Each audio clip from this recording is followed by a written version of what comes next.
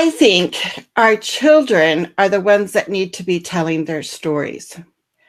As parents, as teachers, we can walk beside our kids, but we can't tell their stories. We don't live their lives. So, one of my goals for our Facebook Live show is to make sure that I bring on more people that can speak the truth that they see, that they live every day. So, welcome to our show today. If we haven't met before, I'm Charmaine Tanner. I'm a parent, a retired teacher. I was going to say I taught with our special guest, with her father, and we'll talk about that maybe a little bit later. But I am also an advocate for families that have kids with disabilities, and I help them learn how to be even more effective advocates so their kids get the education that they deserve. And I am thrilled that we have Abby Woods with us today. As I mentioned, I used to teach with her father when I was a teacher in Colorado. And I told Abby, I said, I remember, not that she remembers, but I remember decorating our elementary library for her mother's baby shower when she was expecting Abby. So I feel like I've had this close connection to Abby for years. But I am excited because Abby is here to talk to us about having anxiety and depression and eliminating that stigma that often comes when people talk about mental illness. So welcome, Abby. And I would love for you to give your own introduction of yourself. Thank you so much. I'm really excited to be here. I love every single opportunity that I can get to speak because it just means so much to so many people. So I'm 15 years old. I'm going to be a sophomore this year, and I've worked with a lot of community service groups. I'm the president of one in Woodland Park right now, called the Teen Advisory Board with the Teen Center. I'm in marching band. I'm a teenager, but I also live with chronic anxiety and depression, and I have for as long as I can remember. I'm on medication for both of them, and I've been hospitalized. I go to therapy. I'm very much have experienced a lot of it. I've also had poems published in books. Well, one is published in a book. Another one is actually in the process of being published. I do a lot of speaking events, and I read poetry a lot. And I mostly just write about my experience a lot because I've found a home in writing like I haven't anywhere else. But for me, it's just so important to change the way that people see mental health, especially in teenagers, where there's this misconception that teenagers are faking it for attention or it's a phase. But everything in life is phases, and none of them are less important than any other ones. And it doesn't invalidate what someone's feeling. And I think that's something that needs to be greatly changed about how we view mental health, especially with kids and teenagers. Yeah. Yeah, I think for sure. And that's the thing is, I think my guess is it would make it even more frustrating for a teenager to have those, feelings and then not be able to have them validated or honored by other people, and like you were saying, like, oh, they're just trying to get attention, and not really understanding that, no, this is something that's really impactful. So yeah. When, how young were you when you were noticing, the anxious feelings or the depression? I really didn't put words to what I was feeling until like a year ago, year and a half ago. Like it hasn't been that long, but like going back and looking at my past, I can identify both anxiety and depression throughout my life for as long as I can remember, which is about third grade. Um, so it's been there for a while. I remember in third grade, I did my first state testing, and I was running a fever during the state testing because I was so stressed. And but I refused to like give up on it. I kept doing it, and that night I got really horribly sick. Um, and that was one of the first things I could see in third grade, this summer of third grade. Um, I became depressed. I would like walk around the house and I'd be like really randomly crying, and my parents would be like, "What's wrong? Like, what are you?" And I didn't know. It was just like this feeling that now I can see um, was my mental health issues. Um, so over time, it's been quite a journey, but not until like last year, I knew very vaguely what depression and anxiety were, which is kind of a part of the problem because I think kids need more education on what they are, because it was just something I kind of heard about, a lot of it through like jokes and misunderstanding. Um, and whenever I did understand these words and discover them, I felt like I couldn't say that's what I had, because so many people, when they're like, I'm depressed, I have anxiety, people most often jump to, you're doing that for attention, you're faking it, you don't have a diagnosis, blah, blah, blah. When it's like, no one wants to have this. If someone is doing that for attention, then that's their issue, but we should not treat every single person as if they are, because that's so much more harmful than helpful.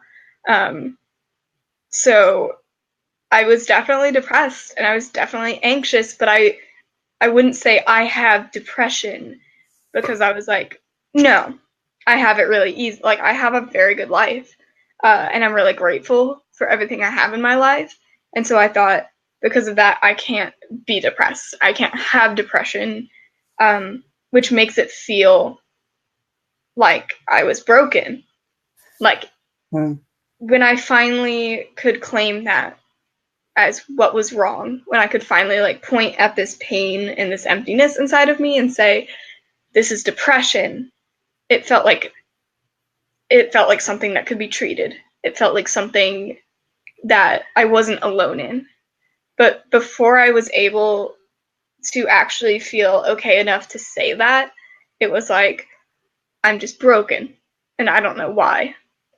And that's how it was all of the time. I first admitted to myself that I had anxiety probably like 7th, 8th grade. But I didn't really let myself say or think that I have depression until like a year and a half ago. My parents have only known like officially for about a year when I told them. But I just think that these words and these things that we assign to them can actually be really powerful.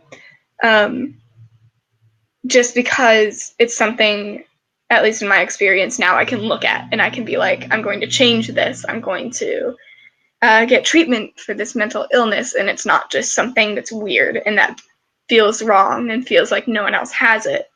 Because when you figure out this is what you have, you can find other people with it who empathize with you and who actually understand what you're going through. And it's a completely different when you find that label.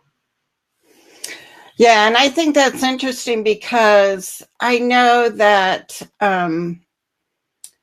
like you said, when you could start claiming that, that's when it felt, right for you as far as, and I think there's so much shame that comes with it. And that's what I'm hoping that with younger people speaking out and talking about it, that people will realize it's not something to be shameful of. I have depression. I've been taking medication for years, and I don't share that very much. And I think I don't share it very much because I do wonder if people are going to judge me. Yeah, I think there's always that fear and always that everyone is running from judgment, it seems like. I remember I was hospitalized back in December. It was right before our break. So I was hospitalized and I didn't see any of my classmates besides my friends until the start of next semester.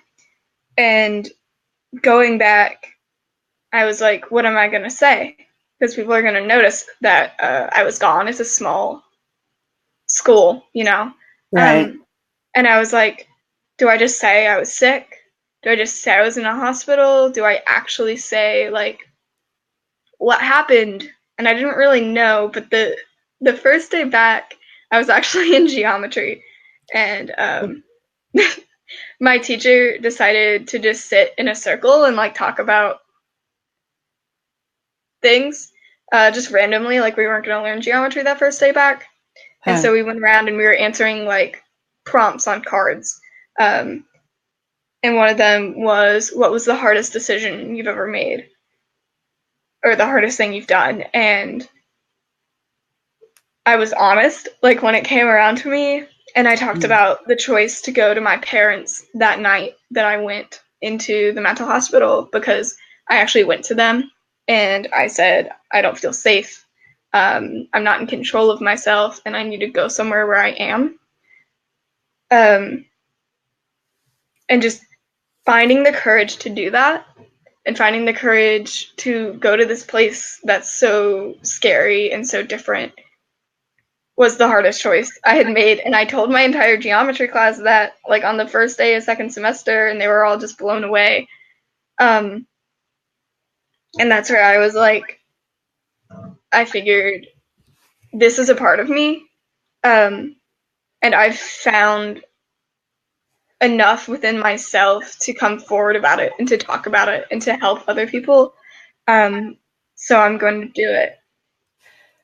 So yeah, it was like the craziest experience to just tell my entire geometry class that and to start being like, no, I wasn't just sick. I was in a mental hospital. Like, it's very different from like sitting at home with a fever to like being in this place where I'm cut off from everything. Right. Um, so I chose to not hide it. And a large part of me wanted to. It just seems easier. But uh, looking back, it's like, it's so important because then other people who can't do that feel less alone because they're like, there is someone talking about it. And that's why the conversation has to keep going. Um, because for those who can't talk about it, for those who can't come forward and do whatever they can to change things, because it's very, very hard. Um, they see other people doing it, and that means the world. And I know that from before I could do this. Right. And I think my guess is that you probably opened up, it's not like Pandora's box or something, but you gave permission, I think, for other, friends and students in the high school to know that they aren't alone, that there is somebody that they can talk to, that there are things that can be done. So what would you say, because I know we have a lot of parents on today. What would you say as far as, tips for parents? And I think, to know, like, when is it really serious and when do we need to look at having some professional help? Because we do want to make sure that our kids are safe. And I think that's a fear that we have as parents, is like, are they going to do something that's going to be harmful? So I don't know, what could you share about as far as how to help parents know what to do? Yeah. Um, from the very beginning, I think it's really important for parents to talk to their kids about what anxiety and depression and OCD and other mental disorders are, and what it looks like and what it feels like. Because if we educate kids from when they're little, they can see the signs, and we build this place of trust where they feel like they can actually talk to their parents. I do understand that it's really hard when you can't just look into their life and see, because you want to protect them. I feel that with my friends all the time. Um, but something important is it's a very hard balance, because you can't force it out of them, because then you build this fear and distrust around the subject and around the relationship. But you also can't just not say anything, because chances are they won't tell you. I know that, like, when I was dealing with it, I just wanted to fight it. I just wanted it to be over with, because I didn't want anyone else to have to deal with it. I didn't want to have our family pay for medication or pay for therapy. I didn't want to hurt the people in my life knowing that I was having these issues, because other people in my family have had them, and it's really scary. Um, my parents, when I told them, sat me down, because I had trigger warning for mental health, or not mental health, self-harm, but I had cuts on my arm back then. Because I was in the midst of like a really bad place. Um, and I hid them all the time, but every once in a while they'd see them and I'd be like, oh, they're just cat scratches. But like eventually, I think it was like the last day of 8th grade, or like the day after, they were like, I need you to sit down and I need you to tell me um, what's happening. And I'm very, very lucky to have really, really amazing parents who I can trust and who I know have my best interests at heart. So I told them everything, which was like that. How much do I say? What do I, and I was like, no, let's do this. Let's open this conversation, because I want to get better. I always want to get better. Like, this is not, it's not a fun thing to have. And for parents, once you get your kids to open up to you, you have to listen to them. I know that a lot of adults, when kids go to them for help, they'll say these things and they'll try and explain them away. They'll be like, oh, it's your hormones, oh, it's this. Regardless of why it's happening or when it's happening, the pain is still very real and the struggle is still very real. So parents and other adults in general need to start listening rather than speaking over kids when they finally find the courage to talk about it. And also, something really important as parents and adults and just everyone in general, even if you don't suspect your kid of having mental health issues, even if you think everyone in your life is okay, you never really know. And I think it's extremely important to not make mental health a joke. Like, don't ever joke about self-harm. Don't joke about depression or anxiety or saying that, like, they're stupid things, because little jokes, when people are in dark places, it can mean a lot to them. And it says a lot that you don't really think about.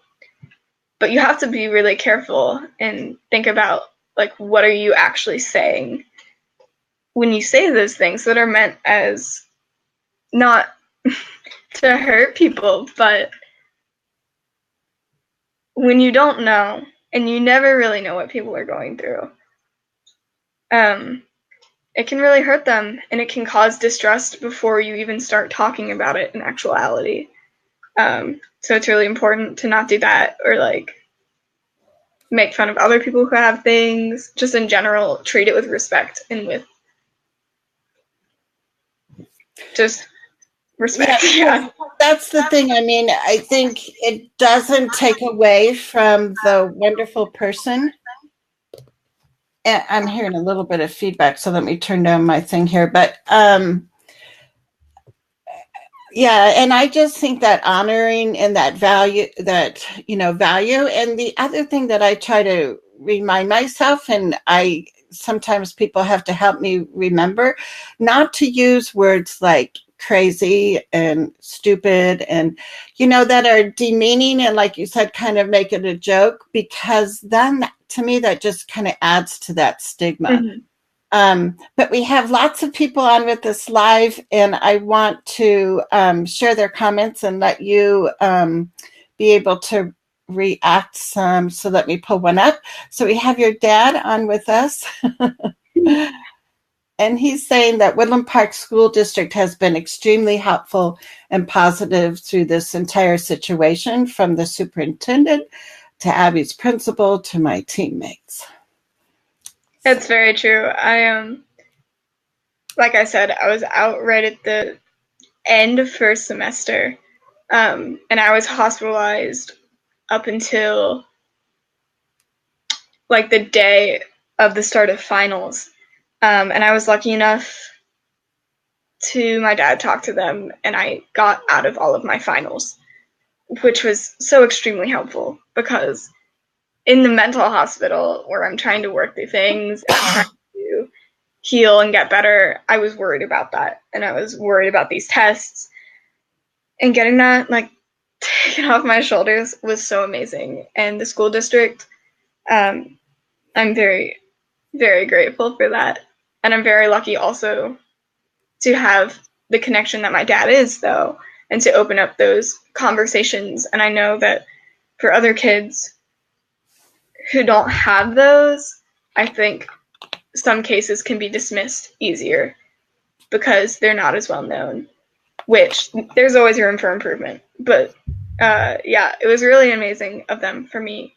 And all of my teachers that I've had have been absolutely incredible. I have panic attacks sometimes in class. I freak out over things, and they give me the space to calm down, to step out of the hallway. And it's been very nice. And that support means everything. Oh, exactly. And so we have another comment from a viewer, and let's see if I can read it. So she said, Jonathan Woods, this is why speaking out about mental illness is so important. Everyone knows somebody with a mental illness, yet many don't know. So glad you're Abby's dad, and you're a legitimately great person. So yeah, I think it's just so important that that we start making more differences, and that we start having these conversations. So we also have a question, and they asked, what kind of reactions and questions did you get when you were told that to your classmates, or when you told that to your classmates? That's a very good question. I was really scared. I was luckily in a class where, well, it was a higher level class, and so there are less people in there who would make fun of that, although they would, like, without thinking about it. But I think a lot of them were like shocked and in awe, because they wouldn't expect anyone to like speak out about that, or maybe they didn't have any idea that I had those issues. And so a lot of them were just like, we're just in awe. Some people thanked me. A lot of people actually did. They came up and they were like, thank you so much for saying that. My teacher afterwards, she came up and she hugged me and she was like, "Thank you so much for saying that. You could have saved a life today." And that just means the world to me. And luckily, those classmates, yeah, I was really lucky, and they were all very sweet about it. I haven't gotten any specific, like, towards me, people who will, like, target me for that. I think I think they're probably a little afraid of me because I know how to use words and I can win in a fight talking. But there are offhand things that people say and they don't think about it. And that needs to change. But personally, no one in that class said anything negative. And if anything, like, I seemed closer to those people afterwards, even though I didn't really know them and I still don't, like, very personally. But they were understanding and they were so nice to me, and they didn't treat me any differently, which is what I'm always afraid of. Huh. Well, and Olivia says that she's so blessed to work with you, that she and all the teens at the Teen Center have helped me realize the importance of sharing my own struggles with anxiety and depression. Together, we can help break the stigma. Love you so much. She's amazing. All my friends on here are amazing. Thank you guys for coming on. On Friends, I am very, very, very fortunate in who I have found, who they support me, and I don't even know how to explain how much that means. I've had friends hold me through having flashbacks, through panic attacks and breakdowns and dissociation episodes,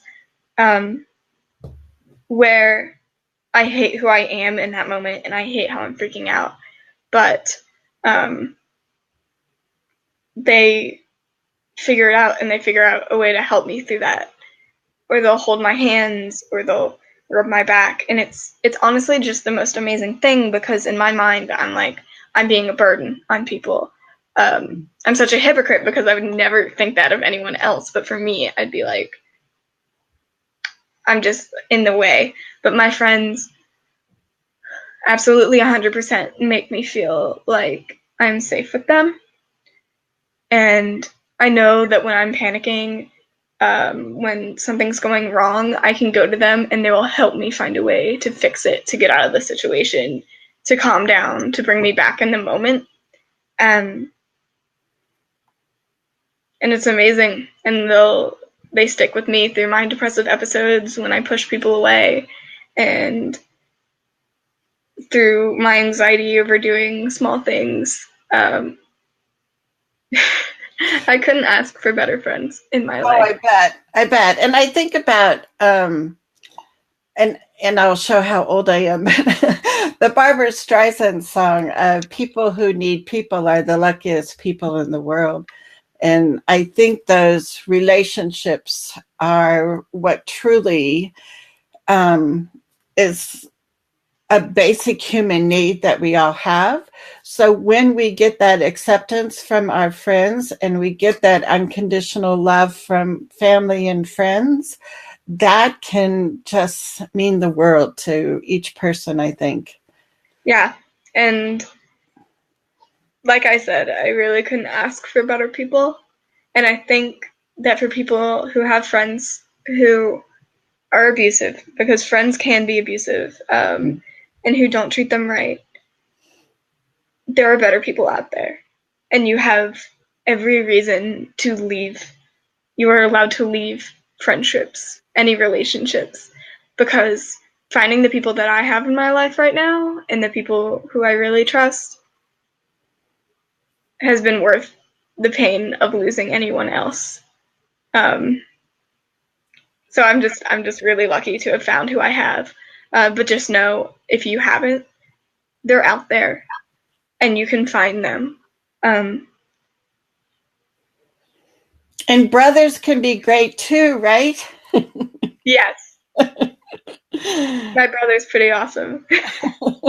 So I wanted to let people know that it would be great for you to share this video. You can share it right now. Just hit the share button, and you can share it onto your own Facebook page or in groups that you're in.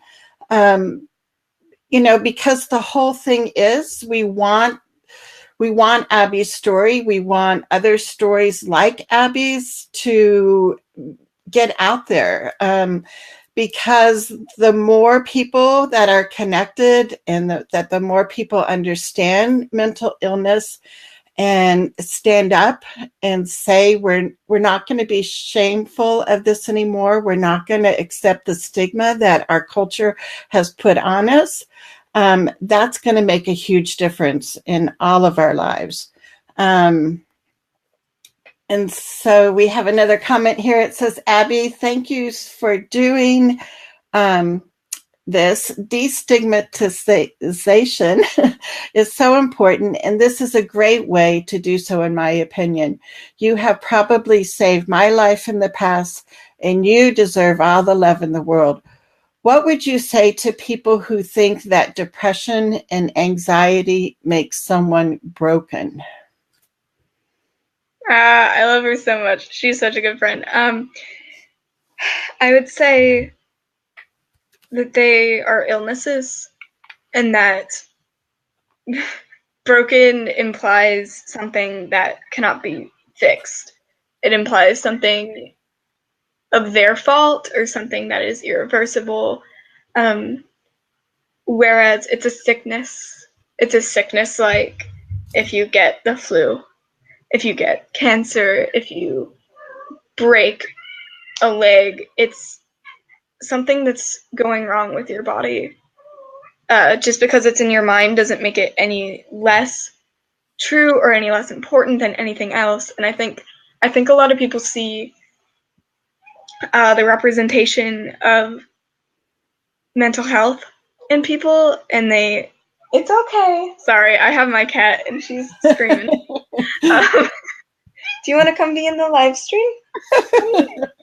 We can have a cat video. Hi. It's What's her name? mental illness isn't anyone's fault. This is Cole. She's actually one of my emotional support cats. I bet. Are you a support cat? Are you certified? Yes, you are. Yeah, so it can be fixed. I mean, it's not fixed like easily, but it can be treated and it can be better, even if it's not ever really gone. And broken also implies you're less of a person, but you really aren't. Your identity is never your illness, is never your struggles. It's so much more than that. It is just a part of something that you have experienced. And Jennifer's with us, and she says, I have a child who is 13 going through depression and anxiety. The hardest part has been her to realize she isn't less than because she's wired different. Yeah, I think it's really easy for anyone, not even just kids, who is struggling with mental illness to feel like it's their fault for some reason. Like they're being a bother or like they're making it up. Because I think that's what is being impressed on everyone. But it's just not true. It's just finding the strength for when you do realize that it's not your fault and that you're not broken and that you're not less than for having these things is so important. But I feel that. I feel that, like, when I want to do something fun with my friends, or I just want to do something normal, or like we're having a thing and now I'm having a breakdown because of a certain word or a certain noise, it's not fun. And I feel like I'm a drag. I feel like like I should just go home and just sit in home, and I feel like that all the time. But it's not true, because people value you, because people love you no matter what goes wrong, no matter if you can't do certain things, no matter if some things bother you, or sometimes you have to stay at home. The people in your life who really love you, that doesn't matter to them at all. So you're not less than at all. And I know you mentioned that you take medication, that you know ha, you know go to a counselor. So what kinds of, do you have like daily kinds of routines or affirmations that you say, or like what are some of the techniques that you've learned? Um, I should probably do them more routinely than I do, but I definitely have things I do when I start having anxiety, when I start freaking out. Um, and it's really hard to do sometimes, and to get yourself into the habit of doing these things, it's really hard, because when you're having a breakdown, you can't think logically. Right. When you're having panic attacks, it's hard to get in control, and it's hard to do anything that can help you get there. But one of the most common ones that is definitely really helpful is deep breathing.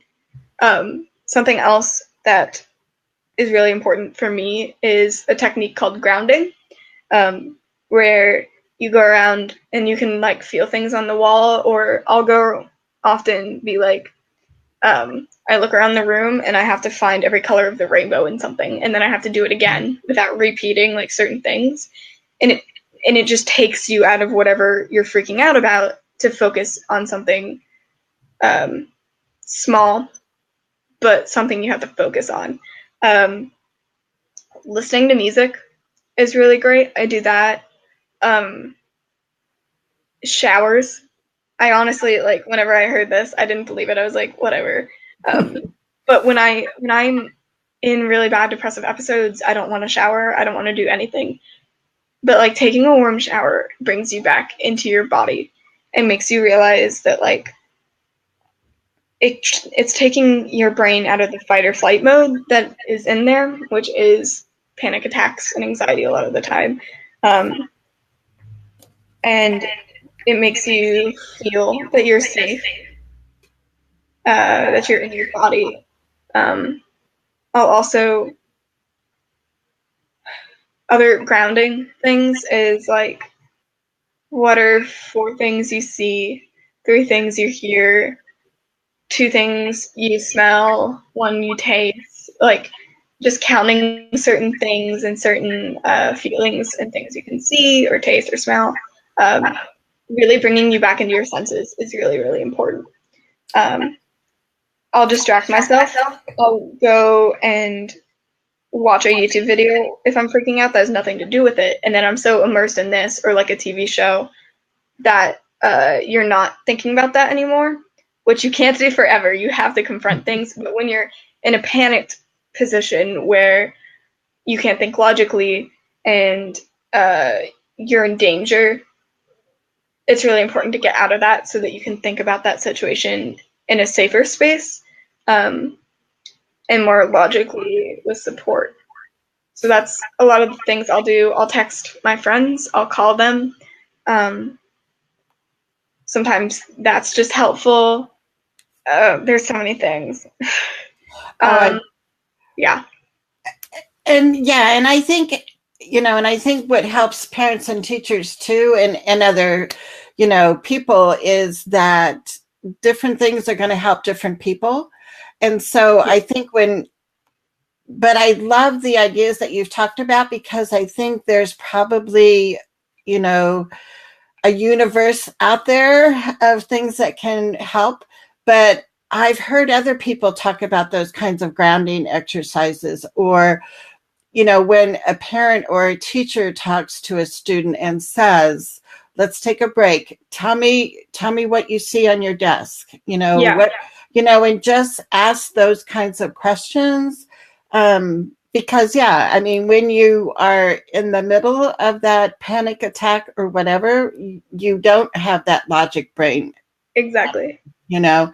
And Jennifer says, Abby, where did you find um, that helped you the most? Was it being open, friends, counseling, therapy, or all of them? Um, I'd have to say all of them. It's really hard to pinpoint things. Um, Therapy is really important because you're with a professional who can help you find those techniques that help you and who you can tell everything to with confidentiality, without judgment, which is just such an amazing feeling. Friends and family are so important because of the love that you receive is so important.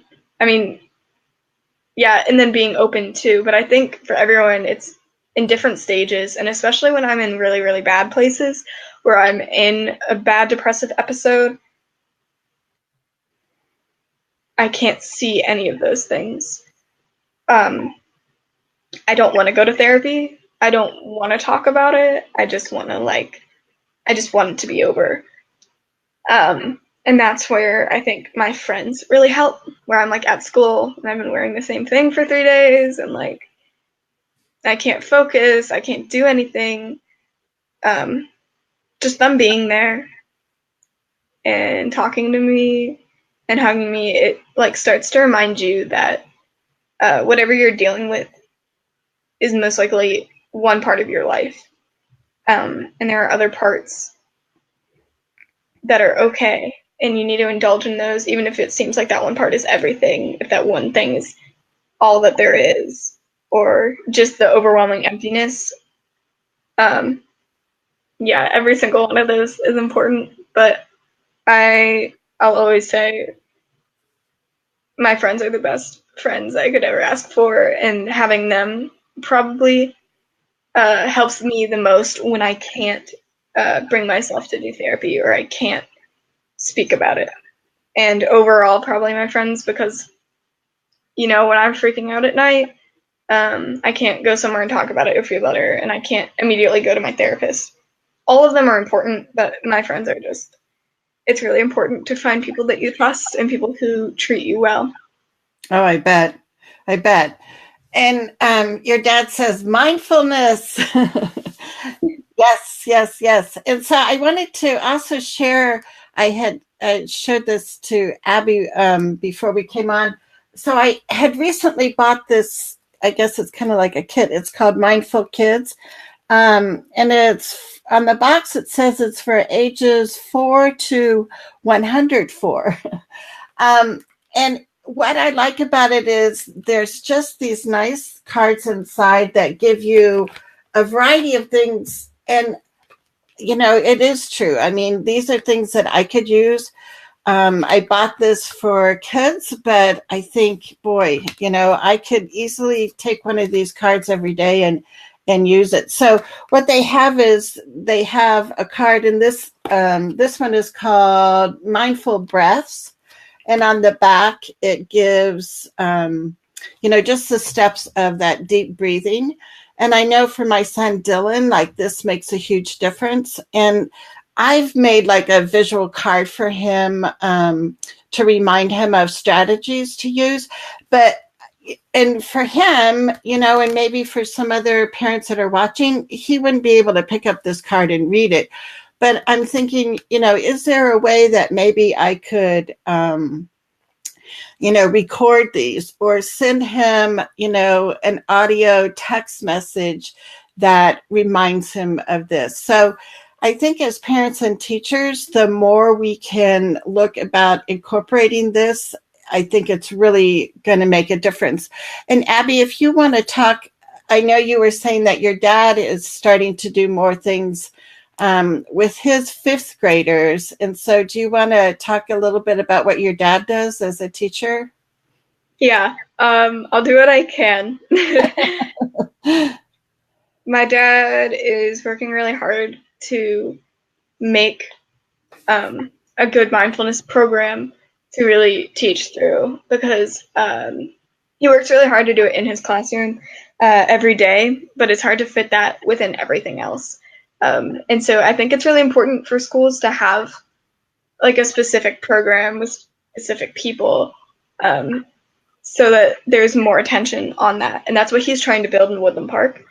Um, but he has to start small, like talking about meditation in his classroom and he does these things called Karma Tube, where you go on and they watch some video about somewhere else in the world or some other situation, and they reflect on it. And it's kind of just being mindful of what's happening in the world or what's happening right here, and kind of taking it outside of yourself to just see things, which can kind of calm stress down. And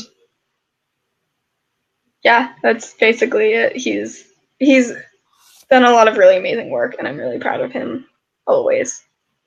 Well, and I think that is so cool, because I was telling Abby when I was, both her dad and I were second grade teachers, and I used to do class meetings with my kids, and I really liked that because I loved that whole sense of building a community in my class. Um, and every once in a while we would do, like a meditation break or something, but not often enough. And I think that, when we look at, the emphasis on test scores and the emphasis on grades and grade point averages for high Yeah. school students, and how many AP classes are you taking, and all of that stress. And when kids are feeling that pressure and that stress, how much of that academic, knowledge is really sinking in. Yeah. And I think more teachers now are recognizing, and sometimes you see it, they're called brain breaks, and you have everybody in your class, maybe it's a movement break, or like you said, listening to music or something. But I think that's equally, if not more important than what we're teaching our kids through academic skills, because that's, if you look at life skills, I mean, that's a life skill, is, getting in touch and being able to be grounded and going through life and being able to have supportive people with us. So all of that is, to me, like, that's where the emphasis needs to be. And those are the relationships that we need to be developing with our own children and as teachers with our students. Definitely. And the earlier they can start it, I know that, like, if you go to teenagers now and you're like, here, let's do these things, they're like, no, I don't want to. Because it's just, I don't know, it's just how things are sometimes. But if you, hi, Autumn, that's my daughter, not my Audie Autumn. Oh man, what was I saying? I'm sorry. No, you're good. I saw it before anyway. Oh, she's great. But the earlier on, it's something that gets ingrained in you, and something that is a immediate, or at least sooner reaction to things, rather than unsafe things, taking risks, and just generally freaking out with no way to get out of it. Because then you already have those tools, because it's really hard to learn them when you're already in a bad place, because you barely have the energy to get up and to walk around. And the idea of trying to, like, do these specific things, it's honestly too much, from what I've experienced.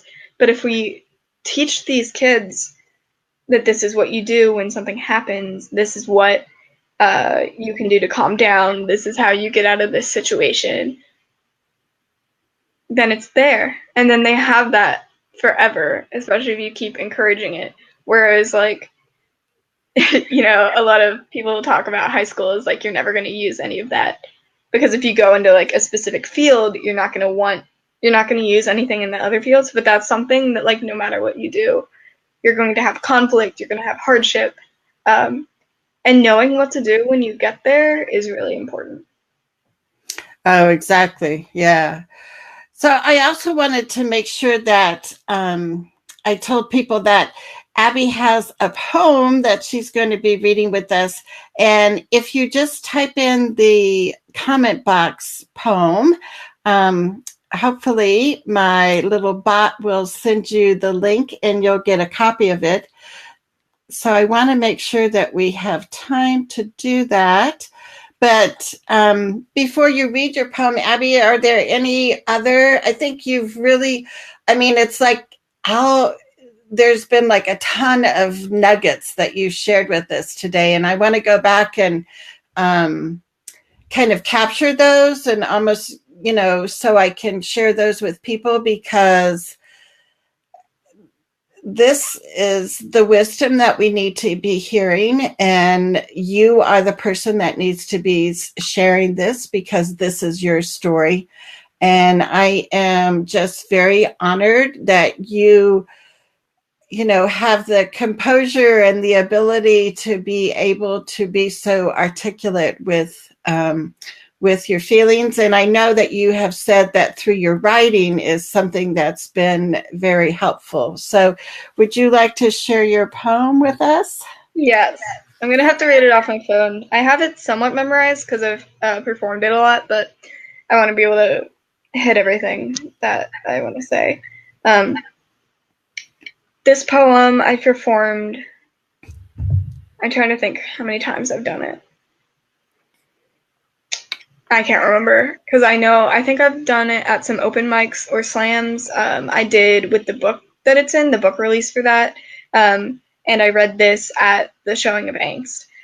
Um, but it's really important to me, obviously. And I think a lot of people relate to it. So it's called A Friend Named Anxiety. I have a friend I can find in all of my memories. She is there in every moment I can remember. In the worst times, the best times, and everything in between, she is always, always with me. I try to escape, but she is so insistent no matter how good it gets. She remains on the sidelines no matter how bad it gets. She remains wrapped around me. I feel her hands pushing down on my shoulders, her eyes piercing into my mind, her whispers into my ears. I can't cry because she will only get worse. She remains in the strains of my life, tells me the thousands of things that could go wrong, reminds me of the millions that already have, reassures me that I should always be a friend. I have a friend named Anxiety. Sometimes I am her. She is me. We are blazing and broken, and she is constantly reminding me that she will never leave me. For my better or my worse, she's here. And maybe she isn't really a friend. No, anxiety is a mental illness I convince myself is okay. Okay, even though none of the days with her are okay. Anxiety makes everything so vastly complicated. She is hyperventilating over posting a comment on Instagram, crying over one mean thing, believing that she is my only friend.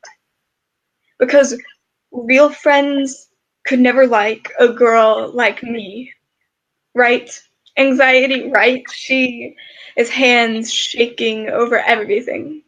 Crossing the street, ordering a drink, knocking on any front door. Anxiety is a constant complicated fear. She's a stomach ache I feel all the time, having the best day only to return home to her arms wrapped around me, her hands on my stomach, to her whispers and her lies. She is everything but pretty. She is everything but fun. She tells me that I am not pretty, that I am not fun. She tells me that she is my only friend. Well, anxiety, you are not a friend. My real friends wrap warm fingers around shivering hands, hold me through the hurricane. As I fade, falling into my fears, the real friends stand with me through the silence, defend me from the depression, and never make me feel alone. You, anxiety, are not my friend.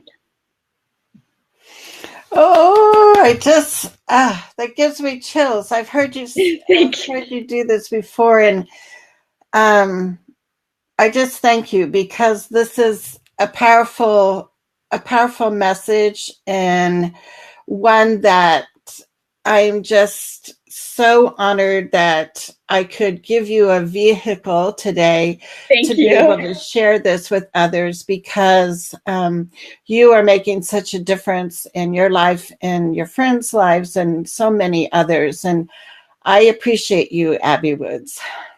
Thank you so much. I appreciate this opportunity and every opportunity that I can get, because I love speaking out and helping people who can't, who are who I was and still am sometimes. I think it's really important, and I couldn't do it without people like you and people with platforms.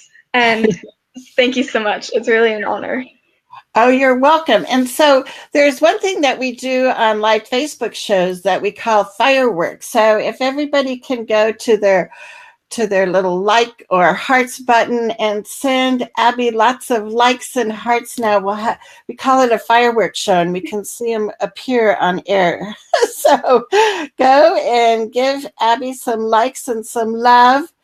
And thank you, each of you, for being here. If you have a friend that wasn't able to be with us live, please encourage them to watch the replay. The replay will stay up on my Facebook page. And we are live every Thursday at noon Mountain Time. So I appreciate you being a part of our community, and I hope that you'll have a wonderful week. And I shall see you again next Thursday at noon Mountain Time. I'm Charmaine Tanner. Have a wonderful week and take care of yourself. Bye-bye.